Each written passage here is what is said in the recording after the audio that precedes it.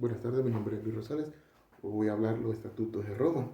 El Estatuto de Roma nace el 17 de julio del año 1998 en Roma, conformado por 160 países, los cuales establecen una Corte Penal Internacional para juzgar individuos que sean responsables de graves delitos que afecten al mundo entero, tales como el genocidio, los crímenes de guerra, los crímenes contra la humanidad. Muchos intentan de estos acuerdos tenían gran importancia, como la misma aprobación de las Cartas Nacionales de las Naciones Unidas y un paso gigantesco en favor de los derechos humanos universales y el imperio de la ley. La Corte Penal Internacional es un tribunal de última instancia para el enjuiciamiento de crímenes graves internacionales, como el genocidio, los delitos de lesa humanidad. Su Estatuto de Roma fue adoptado en el año 98, el 17 de julio, y la Corte comenzó a funcionar en el 2003 y sucedió a los tribunales de ad-hoc conformados en la década de 90 para abordar crímenes atroces que se cometían en la antigua Yugoslavia y en Ruanda.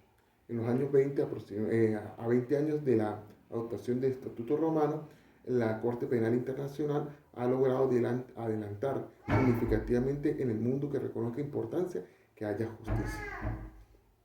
¿Qué delito conoce la Corte? La Corte conoce 4 tipos de delitos en principio: el genocidio, los crímenes de lesa humanidad, los crímenes de guerra y las agresiones.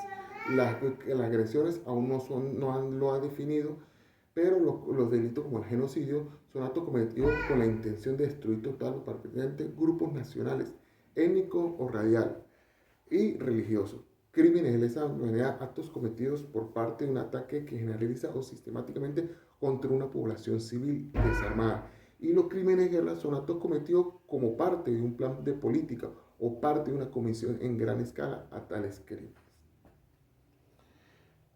El genocidio se establece en el artículo 6, en el artículo 6 de los estatutos de Roma, y señala como la matanza a miembros del grupo, lesiones graves, medidas destinadas a impedir el nacimiento del seno del grupo, tratado contra la fuerza de niños o grupos a otros grupos. El crimen del genocidio comprende 2 elementos subjetivos: el elemento que debe cumplir cualquier acto de genocidio provisto en el artículo 6, en el literal E, y el modus operandi, que es destruir a un grupo particular de forma total o parcialmente.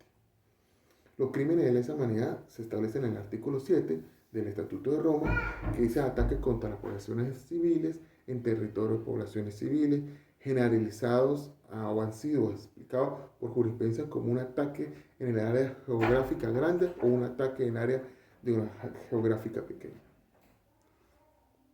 El crimen de guerra son cometidos por líderes políticos durante conflictos armados. Las conductas que cumplen los elementos objetivos del crimen de guerra, de acuerdo al artículo 8, también debe cumplir los elementos que el artículo 7.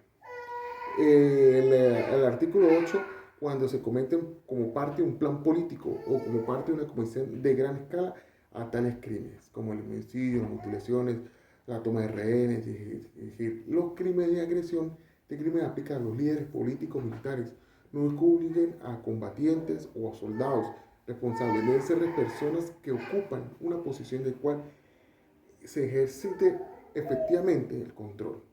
Su artículo 8, también el artículo del Estatuto de Roma, en el 2010, él habla sobre el crimen de agresión.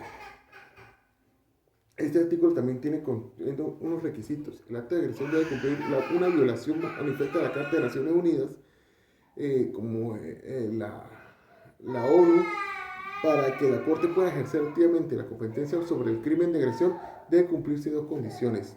La enmienda debe hacerse entrada en vigor por lo menos en 30 estados que participen. Los estados partes deben activar la jurisdicción a través de una decisión adicional posterior el 1 de enero del 2017 como una mayoría de 2/3 partes. Muchísimas gracias.